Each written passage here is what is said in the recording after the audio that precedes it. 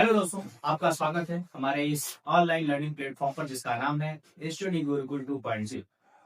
तो आज मैं लेके आ चुका हूँ आपके लिए 2026 क्लास 12 का सबसे बेहतरीन और मोस्ट इम्पोर्टेंट क्वेश्चन है, जिसकी शुरुआत करते हैं। आइए हम, जिसका नाम है चैप्टर का वंशावली का आड़ी का था, उसका बनने वाला है ये एक प्रश्न, जो कि न्यूक्लिक अम्ल की खोज, यानी न्यूक्लिक अम्ल होते क्या है, कि अनुवांशिक पदार्थ होते क्या है।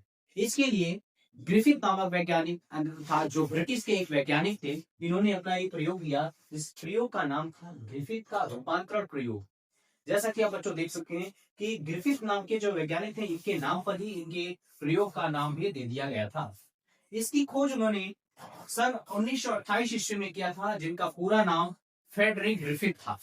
इन्होंने बताया कि डीएनए ही क्या होता है, डीएनए ही आनुवंशिक पदार्थ होता है। जब हम बच्चों बात करते हैं कि जब उस समय बहस चल रही थी कि हमारे शरीर का जो डीएनए ही आनुवंशिक पदार्थ है या प्रोटीन आनुवंशिक पदार्थ है, इसके लिए उन्होंने बहुत सारे प्रयोग दिए, जिसके अंतर्गत उन्होंने एक जीवधारी को लिया जिसका नाम था डिप्लोकोकस निमोनी। बच्चों, ये क्या करता है, हमारे शरीर में निमोनिया रोग को काज करता था।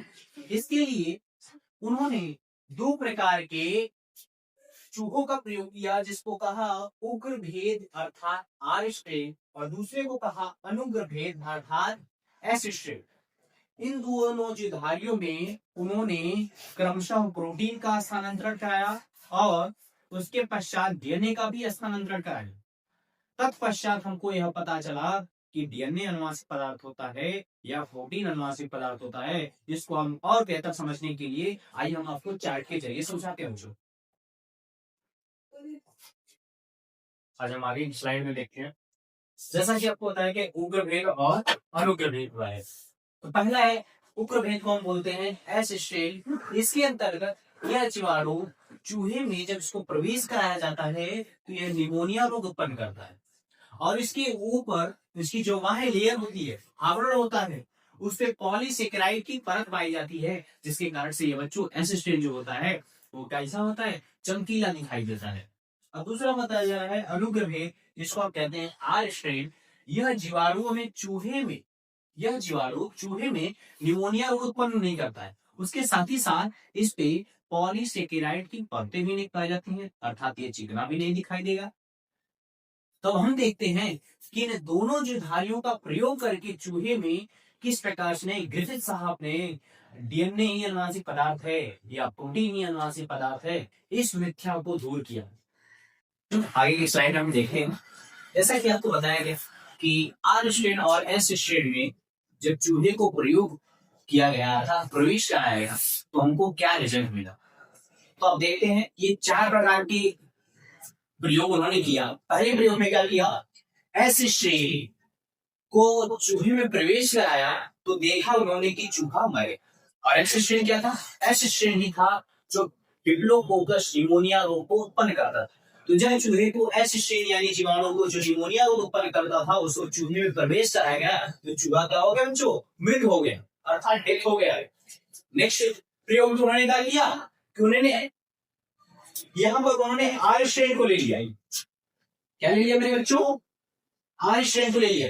आर स्ट्रेन में क्या था, आर स्ट्रेन में यह था कि चूहे में डिप्लोकोकस निमोनिया रोग उत्पन्न नहीं करता था, उसके साथ साथ इसमें पॉलीसेकेराइड की परतें नहीं पाई जाती थी। तो जब इसको आर स्ट्रेन को चूहे में प्रवेश कराया गया तो चूहा देखा गया कि जीवित रह गया।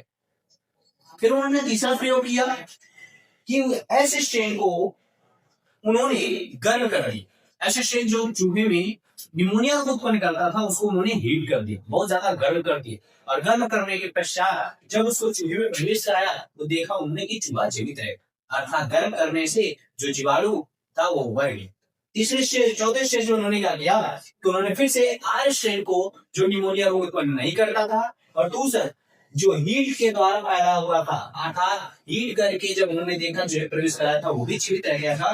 इन लिविंग वाले अर्थात जो दोनों जीवित चूहे थे, उनके स्ट्रेन को उन्होंने यहाँ पर क्या किया, आपस में चूहे में प्रवेश कराया, तो फिर भी देखा कि उन्होंने चूहा डेथ हो गया।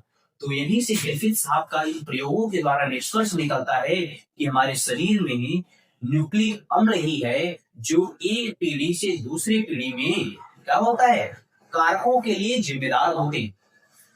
ये बहुत ही अच्छा प्रयोग था जो कि 2026 के इंपॉर्टेंट क्वेश्चनों का एक महत्वपूर्ण प्रश्न है बच्चों। आपके 2026 में आने के इसके बहुत महत्वपूर्ण चांसेस है। तो इसी के साथ मैं विदाई लेता हूं इस वीडियो से, जो कि आप अगले वीडियो में आपको मैं प्रोवाइड करूंगा इसी चैप्टर से जुड़े कुछ और महत्वपूर्ण प्रश्न। जय हिंद, जय दोस्तों।